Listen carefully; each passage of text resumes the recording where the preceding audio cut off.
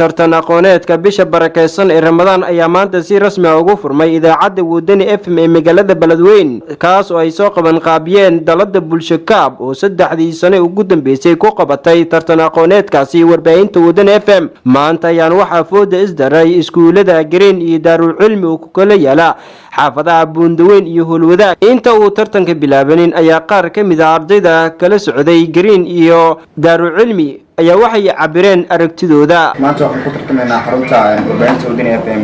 tartanku waa mid aad u xiiso badan, waa bilowga tartan aqooneedka bisha barakeysan ee Ramadaan oo ay taageerinayso warbaahinta Wadani FM iyo dalada bulsho kaab ay iska kaabsanayaan.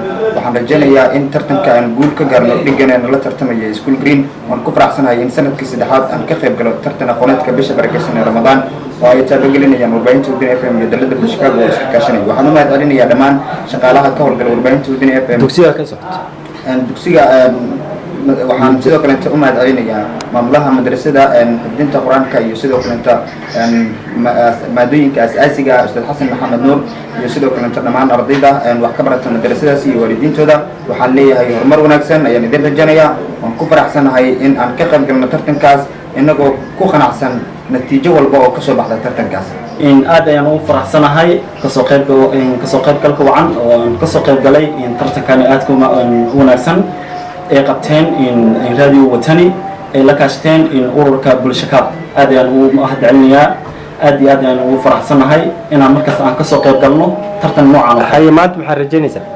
maasha Allah, maanta horta maadaama aan nahay iskuulka Green Private oo sanadkii soonka dal soo dhafaan galnay kaalinta labaad, sanadkan insha Allah waxaan rajaynaynaa dawladda yiraahdo in kaalinta koowaad aan galno. kulanka qaybtiisii hore ayaa waxaa lagu kala nastay 10 dhibcood ilaa iyo 6 dhibcood oo Daarul Cilmi uu ku hogaaminaysay. tartanka ayaa waxa uu ku soo idlaaday oo ay guusha ku raacday iskuulka Daarul Cilmi. mid ka mid ah iskuulada ayaa ka warbixiyay dareenkiisa. bismillah, waan dhawahay magacaygu waa Umar Cabdiqani Cabdullaahi, una tartamaya iskuulka Daarul Cilmi.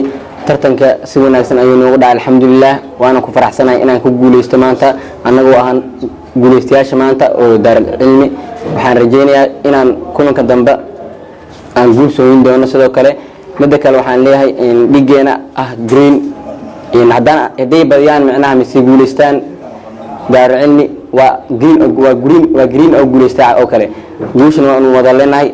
horaa loo dhahay gari laba qof kama wada qoyslis. dhanka kale iskuulkii laga guuleystay ayaa ka warbixiyay dareenkiisa, wuxuuna sheegay in kulanka labaad ay ka arsan doonaan iskuulka Daarul Cilmi.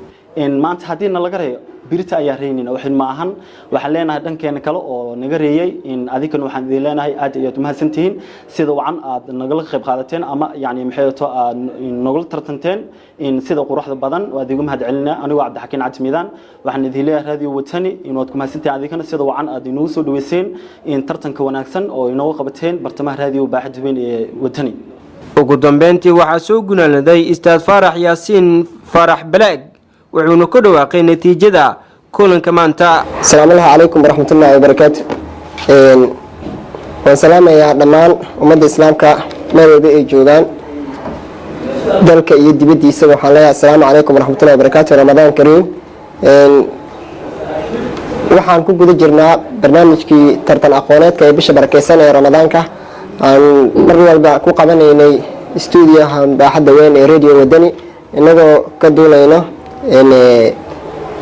dalada bulsho kaab. maanta waxaa halkan ku tartamay laba iskuul oo kala ah iskuulka Green iyo waliba iskuulka Daarul Cilmi. mid walibana wuxuu xaq u lahaa su'aalo gaaraya ilaa iyo 8 su'aal. haddii aan ku hormaray iskuulka Daarul Cilmi wuxuu xaq u lahaa ilaa iyo 8 su'aalood la weydiiyey. wuxuu si rasmi ah ugu jawaabay 7 su'aal. halkaas wuxuu ku yeeshay 14 dhibcood ayuu ku yeeshay. waxaa soo haray sidoo kale iskuulka Green wuxuu xaq u lahaa 8 su'aalood ee la weydiiyey. wuxuu ka jawaabay 3 su'aal. halkaas wuxuu ku helay 6 dhibcood. halka uu iskuulka Daarul Cilmi uu ka faa'iideystay 3 su'aal oo soo hareermatay iskuulka Green وأصلا سرسمة وجوابي لحد بعض هالكاس وكان لي توتال أفري طبعا أوريجينال وهلا سرسمة وهلا سؤالي حق والله وكجوابي هي لح سؤال لح لبعض وكل شيء مركزي faa'iidaysi su'aalo soo hareermaray iskuulka green halkaas wuxuu ku leeyahay iskuulka daarulcilmi 20 dhibcood oo nadiif ah. iskuulka green markaan usoo dhaco waxaa la weydiiyey 8 su'aal oo nadiif ah misna xaq uu lahaa wuxuu ka jawaabay 3 su'aal wuxuu halkaas ku helay 6 dhibcood. sidoo kale wuxuu ka faa'iidaystay hal su'aal oo soo hareermartay iskuulka daarulcilmi halkaasna wuxuu ku helay 2 dhibcood oo faa'iidaysi ah. iskuul geynta 6 dhibcood uu u helay xaq iyo waliba 2 dhibcood oo faa'iidaysi ku helay wuxuu leeyahay 8 su'aal. iskuulka daarulcilmi wuxuu leeyahay 20 dhibcood, iskuulka green wuxuu leeyahay 8 dhibcood. waxaan weli ku guda jirnaa wareegii koowaad ee tartanka ramadaanka. halkaas maanta waxay ku shukuraacday iskuulka daarulcilmi oo ku badiyay ilaa iyo dhibco gaaraya 12 dhibcood. tartankan ayaa wuxuu ku soo idlaaday jawi heersar ah iyadoona maalinta beritoole ay fooda isdari doonaan iskuulada al-ixsaan oo ku yaala xaafadda buundaweyn ee magaalada beledweyn iyo iskuulka al-xuneyn oo ku yaala degmada jallaqsi ee gobolka hiiraan. cabdinuur cismaan aadan carays, raadiyo wadinaan TV, beledweyne.